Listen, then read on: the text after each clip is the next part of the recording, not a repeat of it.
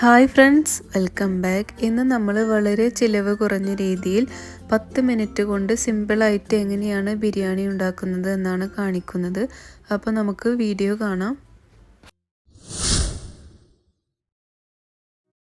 അപ്പോൾ ബിരിയാണിക്ക് ആവശ്യമുള്ള 3 കപ്പ് ബസ്മതി റൈസാണ് ഞാനിവിടെ എടുത്തിട്ടുള്ളത്.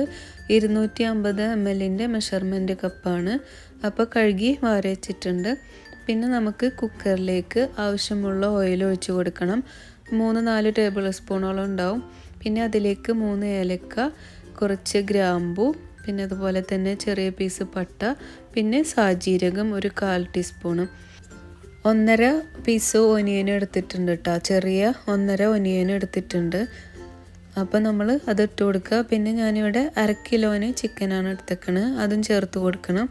ആദ്യം നിങ്ങൾക്ക് ചിക്കൻ ഒന്ന് വഴറ്റിയെടുക്കണമെങ്കിൽ അങ്ങനെയാവും, അതല്ലെങ്കിൽ ഇതുപോലെ വേണമെങ്കിലും ചെയ്യാം കേട്ടോ, കുഴപ്പമൊന്നുമില്ല. ചിക്കന് വേഗം വെന്തുടയൊന്നുമില്ല.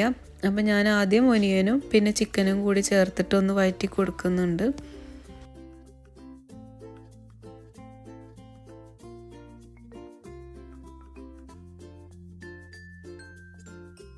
ഒരു മിനിറ്റ് ഞാൻ ഇളക്കി കൊടുത്തിട്ടുള്ളൂ കേട്ടോ.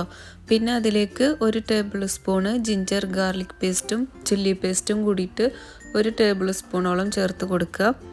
പിന്നെ 1.5 തക്കാളി അതും ചേർത്ത് കൊടുത്തിട്ടുണ്ട്, ചെറിയ തക്കാളിയാണ്. 1/4 ടീസ്പൂണോളം മഞ്ഞൾപ്പൊടി, 1/4 ടീസ്പൂണ് ചില്ലി പൗഡർ, അതേപോലെ തന്നെ 1/4 ടീസ്പൂണ് മല്ലിപ്പൊടി, 1/2 ടീസ്പൂണോളം ഗരം മസാലയും ചേർത്ത് കൊടുക്കുന്നുണ്ട്. ഗരം മസാലയാണ് നമുക്കിതിൽ കൂടുതൽ വേണ്ടത്.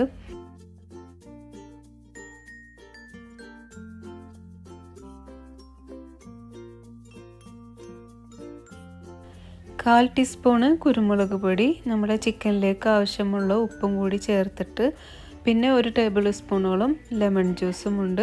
ഇനി ഇതെല്ലാം കൂടിയിട്ട് നന്നായിട്ടൊന്ന് മിക്സ് ചെയ്ത് കൊടുക്കണം.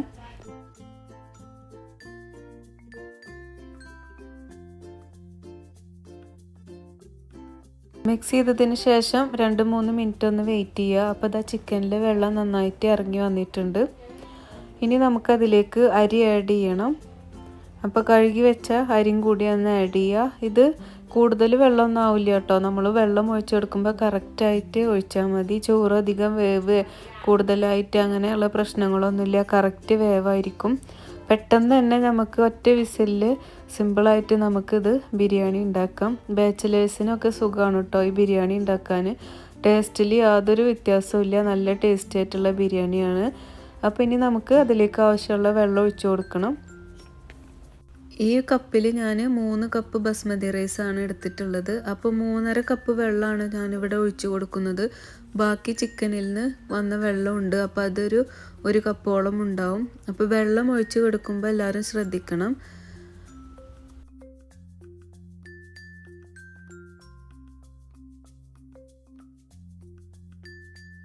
ഇനി അരിക്ക് ആവശ്യമുള്ള ഉപ്പും നമ്മൾ കഴുകി വാർത്ത് വെച്ച അരിയും കൂടിയിട്ട് ഇട്ട് കൊടുക്കുക.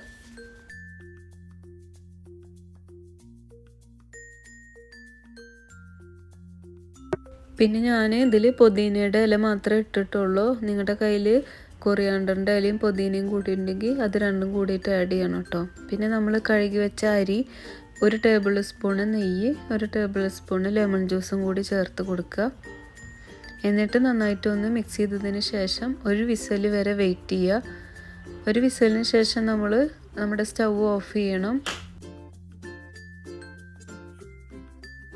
ബാച്ചിലേഴ്സിനൊക്കെ ഉണ്ടാക്കാൻ പറ്റുന്ന നല്ലൊരു റെസിപ്പിയാണ് കേട്ടോ, പെട്ടെന്ന് തന്നെ നമുക്ക് ഉണ്ടാക്കാം.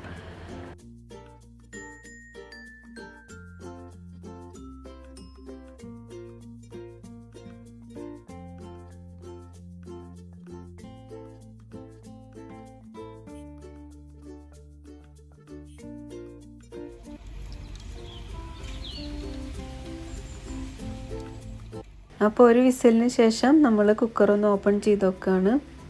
നല്ല അടിപൊളിയായിട്ട് ബിരിയാണി കിട്ടിയിട്ടുണ്ട്, കറക്റ്റ് വേവാണ്, അരി ഉടഞ്ഞു പോയിട്ടൊന്നുമില്ല.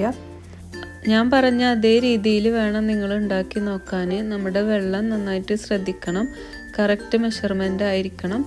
അപ്പോൾ എല്ലാവരും ഇതൊന്ന് ട്രൈ ചെയ്ത് നോക്കുക. പിന്നെ ഇതിൻ്റെ വെറ്റ്നെസ് മാറാൻ വേണ്ടിയിട്ട് കുറച്ച് നേരം ഒന്ന് ഓപ്പൺ ചെയ്ത് വെച്ചാൽ മതി. ചിക്കനൊക്കെ കറക്റ്റ് വേവാണ് കേട്ടോ, കൂടുതലായിട്ട് വെന്തുടഞ്ഞിട്ടൊന്നുമില്ല. അപ്പോൾ എല്ലാവരും ഇതൊന്ന് ട്രൈ ചെയ്ത് നോക്കുക. സിമ്പിളായിട്ട് പെട്ടെന്ന് ഉണ്ടാക്കാൻ പറ്റുന്ന നല്ലൊരു ബിരിയാണിയാണ്. അധികം ഇൻഗ്രീഡിയൻസ് ഒന്നും ആവശ്യമില്ല. അപ്പോൾ എല്ലാവരും ഒന്ന് ട്രൈ ചെയ്തിട്ട് അഭിപ്രായം പറയണം. ഇഷ്ടമായാൽ ലൈക്ക് ചെയ്യാൻ മറക്കരുത്. സബ്സ്ക്രൈബ് ചെയ്യാത്തവർ സബും കൂടി ചെയ്തേക്കണേ. പിന്നെ കമൻറ്റ് എഴുതാനും മറക്കരുത്. അപ്പോൾ അടുത്ത വീഡിയോയിൽ നമുക്ക് കാണാം. താങ്ക്